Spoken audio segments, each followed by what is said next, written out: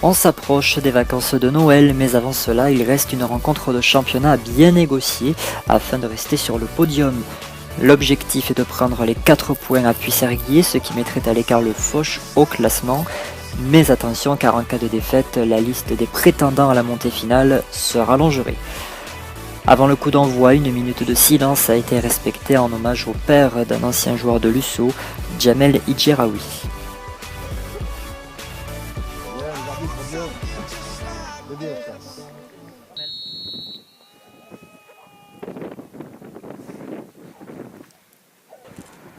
Après 10 minutes de mise en route, on va vite se rendre compte qu'une équipe a déjà la tête à ouvrir les cadeaux de Noël et l'autre à aller au combat. Du milieu de terrain et plein axe, Florian Hugon tire un coup franc, Loïc Legier tout seul place une tête et ouvre le score pour le Foch.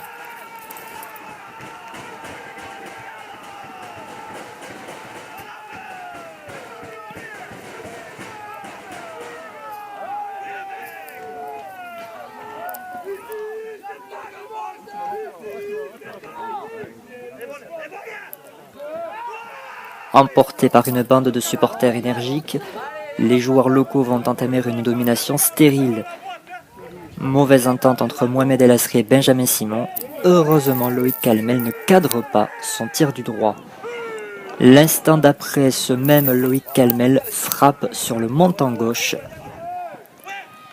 Après ce premier quart d'heure de jeu, je pense que vous avez deviné quelle équipe était déjà devant le sapin de Noël. Devant ce début de match cauchemardesque, Alexandre Souchon ne reste pas sans rien faire et envoie ses 3 remplaçants s'échauffer. C'est donc coup sur coup que Julien Alary et Jonathan Maggio laisseront leur place à Christopher Grisset et Anthony Kramer. Et ce n'est qu'après 35 minutes que le premier tir de Lusso intervient par Kamel Cliffy sur la gauche, mais c'est dans les mains de Mouridi Madi. Le danger revient cependant très vite dans notre défense. Florian Hugon tire un corner. Benjamin Simon négocie mal sa sortie. Et Wagner da Souza Fortunato dévisse sa frappe au second poteau. À nouveau sur coup de pied arrêté, Florian Hugon envoie le ballon au second poteau. Robin Riedo et Wagner da Souza Fortunato se gênent pour marquer le second but.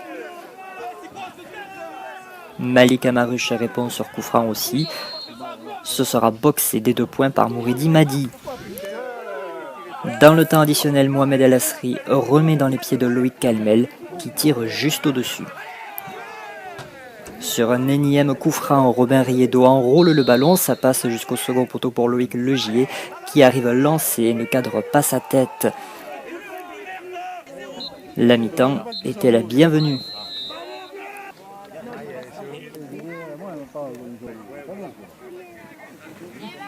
On espère alors que Lusso va revenir avec plus d'envie en seconde période. David Laurent essaye d'alarmer la défense adverse sur coup franc. C'est dégagé par Mouridi Madi. Damien Marco va ensuite contrer en corner une frappe au côté droit de Robin Riedo. Kevin Kramer envoie le ballon au point de pénalty pour Christopher Grisset, mais Mouridi Madi anticipe en sortant devant lui. Sur la relance, Kevin Kramer commettra une légère faute. C'est à nouveau Florian Hugon qui se charge du coup franc de 30 mètres. Benjamin Simon ne sort pas et Camille Sun double le score de la tête.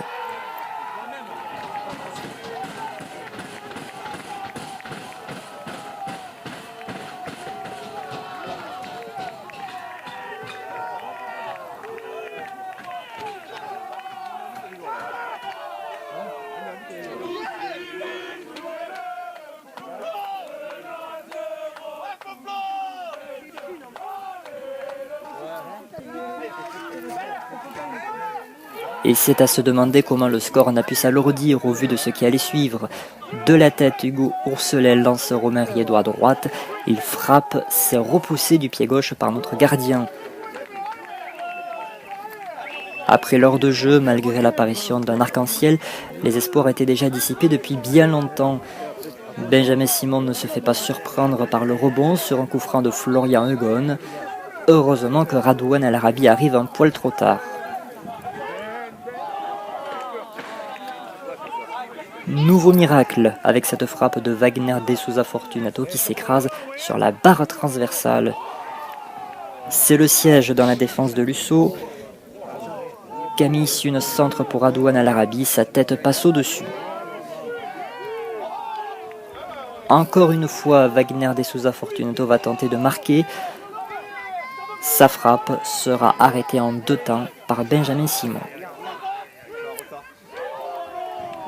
Dans le dernier quart d'heure, le Foch va lever le pied, permettant à Lusso de bénéficier d'un coup franc. Damien Patrac cherche Kevin Kramer, qui, de la tête, envoie le ballon au-dessus. Côté droit, Malik Amarush ne cadre pas non plus. Le duel Simon De Costa Fortunato sera décidément remporté par le premier, qui stoppe une frappe écrasée du second. Outre la domination sans conteste du Foch dans cette rencontre, c'est M. Elban, l'arbitre du match, qui fera parler. Pas moins de 10 cartons auront été distribués, dont 7 contre Lusso. Kevin Kramer en recevra 2 en l'espace de quelques secondes pour contester une décision arbitrale, et Lusso terminera donc la rencontre à 10 contre 11. Peut-être que notre équipe aurait mérité de réduire l'écart en fin de match. Malik Amarush perd son duel face à Mouridi Madi. David Laurent va ensuite tirer au-dessus avant que Mouridi Madi ne claque en corner un coup franc tiré par Malik Amarush, puis n'arrête un dernier tir du même Malik Amarush. La rencontre se terminera par un dernier sauvetage du pied de notre gardien devant Christophe Ortiz. Hormis 1 ou 2 joueurs, c'était une prestation catastrophique de l'ensemble du groupe, un peu comme la saison dernière à la même période où Lusso était passé au travers à Magalas en s'inclinant 6-2. Néanmoins, elle obtient 1 point de plus que la saison dernière après 10 matchs. Les autres résultats de cette 10e journée, la Clermontaise 2 qui bat l'Espine-en-Vendre 6-2, puis Célicon Magalas tenu en échec à domicile face à Marseille en 2 buts partout. Corneille en Lignan-sur-Orbe a disposé de l'AS Montpellier-Saint-Martin 4-2. Victoire d'Alignan-du-Vent du côté de Poussin 2-0. Et dans le match de bas de tableau, la Pointe Courte de 7 est allée battre à l'AS Juvignac 2-1.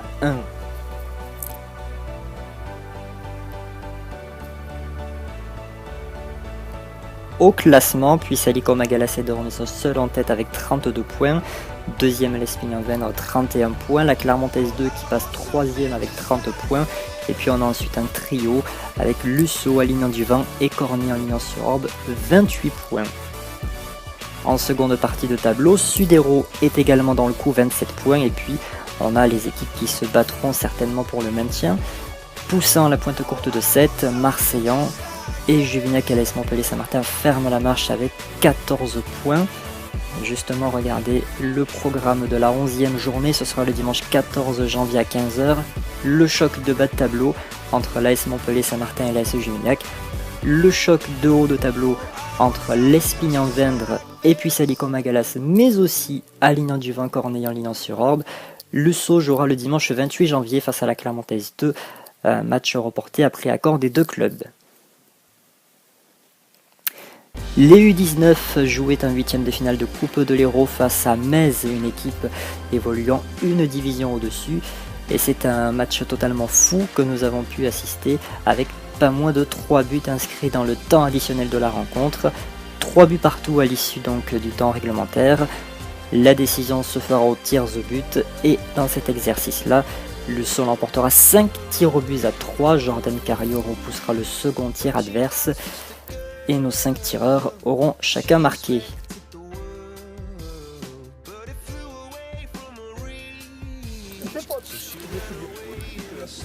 Les vétérans n'ont fait qu'une bouchée d'Alignan-du-Vent lors de leur 9e journée de championnat en s'imposant 6-0. Doublé de Guillaume Baume, doublé de Steven Perfillon, but de Boris Schall et de Grégory Baume. Une victoire sans conteste donc, rien à dire également du côté de la défense qui se sera montré intraitable tout le match. Cette victoire permet à l'équipe de maintenir sa position en haut de tableau.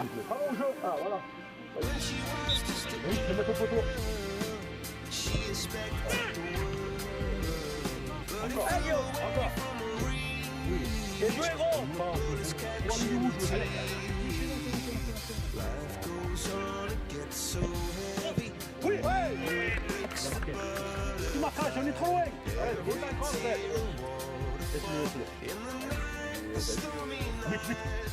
Ouais, gros. Allez. Tiens, c'est bien, Fred, allez. Allumé là. Tempo. Vas-y, maman, vas-y. Ouais.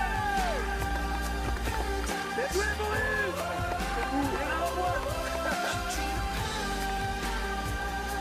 Vas-y, joue.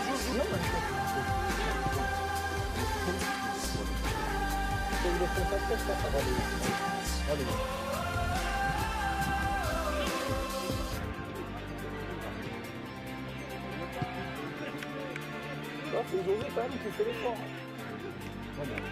Arrêtez de parler. Allez, gars. Encore. Oui. Allez, Steven.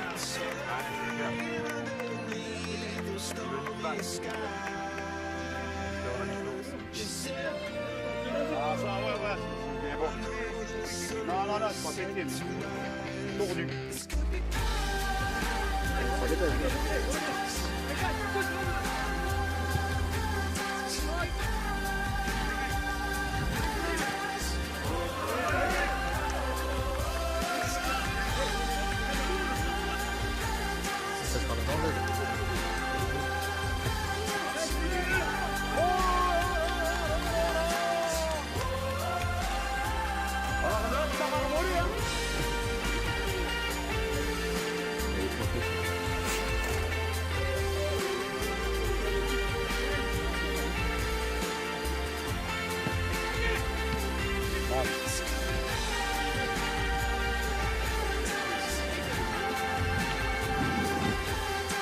Au classement donc, Marossan conserve sa première place 31 points.